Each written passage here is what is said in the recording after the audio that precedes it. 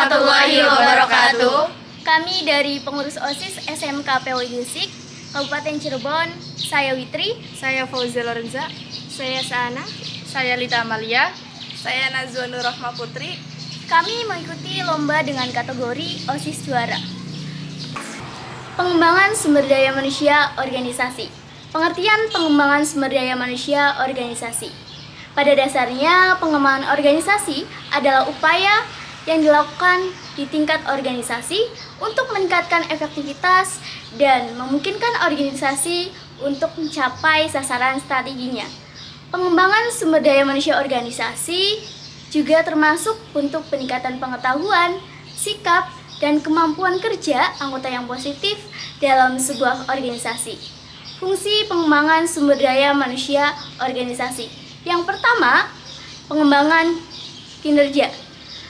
Dalam proses pengembangan kinerja, kemampuan setiap anggota terbentuk melalui serangkaian atau tahapan-tahapan yang menuju proses berkelanjutan. Dan yang kedua adalah pengembangan karakter. Karakter building adalah upaya untuk membangun dan membentuk sikap dan akhlak budi pekerti seseorang menjadi baik. Dalam membangun karakter individu diperlukan perilaku yang baik dalam rangka melaksanakan kegiatan berorganisasi, baik dalam organisasi pemerintahan maupun organisasi swasta dalam bermasyarakat. Yang ketiga, mengukur kinerja dan manajemen organisasi. Fungsi lain dari pengembangan sumber daya manusia organisasi dan manajemen organisasi. Dengan pengembangan sumber daya manusia organisasi ini memungkinkan dapat mendeteksi berbagai masalah yang ada di dalam sebuah organisasi. Selain itu, organisasi juga bisa meninjau kinerja dan bisa menemukan anggota yang berkinerja buruk, seperti melalui presentase anggota masing-masing agar bisa ditindaklanjuti. Temukan anggota yang berkinerja buruk, maka tugas ketua yang akan memandu anggota tersebut agar kinerjanya lebih meningkat. Tujuan pengembangan sumber daya manusia organisasi dapat ditingkatkannya kemampuan, keterampilan, dan sikap anggota organisasi sehingga lebih efektif dan efisien dalam mencapai tujuan organisasi. Manfaat pengembangan sumber daya manusia organisasi. Yang pertama, meningkatkan sikap kepemimpinan. Sebagai anggota yang unggul, pengembangan sumber daya manusia organisasi mampu menciptakan anggota yang punya sikap kepemimpinan, sehingga para anggota mengemban tugasnya dalam sebuah organisasi. 2. Menciptakan moral para anggota. Moral anggota juga perlu diperhatikan, karena selain kualitas kinerja, jiwa kepemimpinan, maka moral juga menjadi aspek yang sangat diperlukan dalam sebuah organisasi. Melalui pemeliharaan moral, semua anggota akan lebih nyaman dan merasa aman, serta bersemangat dalam menjalankan tugasnya. 3. Berjalan secara efisien. Dengan adanya pengembangan sumber daya manusia organisasi, semuanya akan berjalan secara efisien, karena anggota dapat menjalankan tugasnya dengan terampil dan baik. Risiko pengembangan sumber daya manusia organisasi. Yang pertama, efektivitas dan efisiensi menurun secara drastis. Yang kedua, tidak ada struktur organisasi yang jelas. Yang ketiga, sistem pengeluaran masalah yang kacau. Metode pengembangan sumber daya manusia organisasi. Yang pertama adalah latihan kepekaan.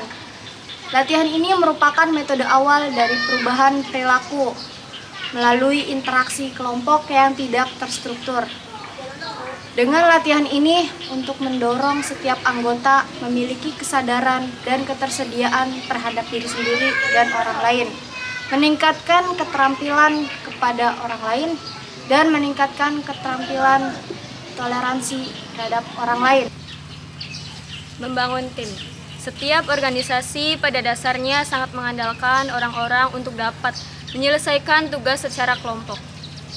Proses membangun tim menggunakan interaksi yang sangat tinggi dalam sebuah kelompok untuk meningkatkan kepercayaan dan di antara sesama anggota tim.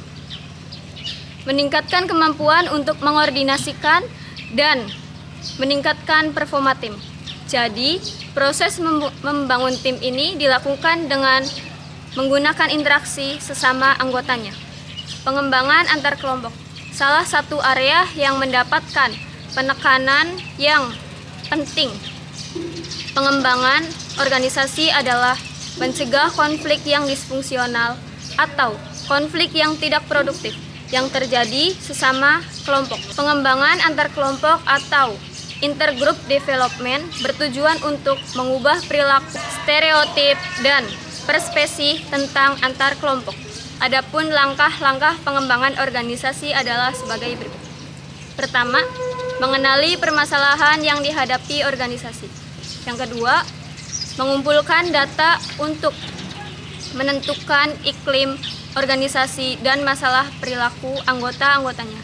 Yang ketiga, melakukan umpan balik dari data tersebut dan konfrontasi.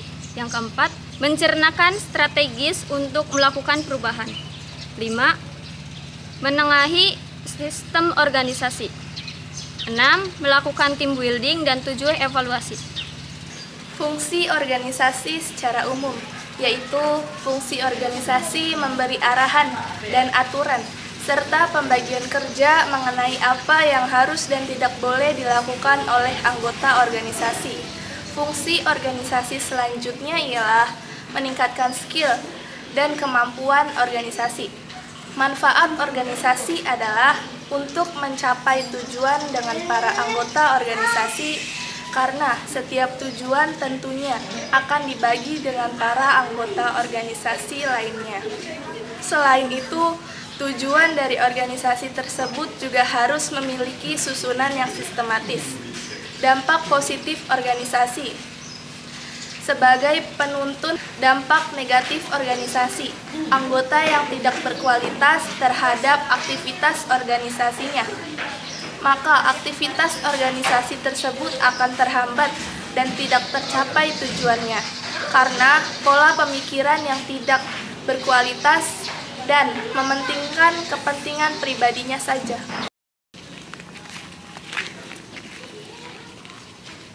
Sekian presentasi dari kami.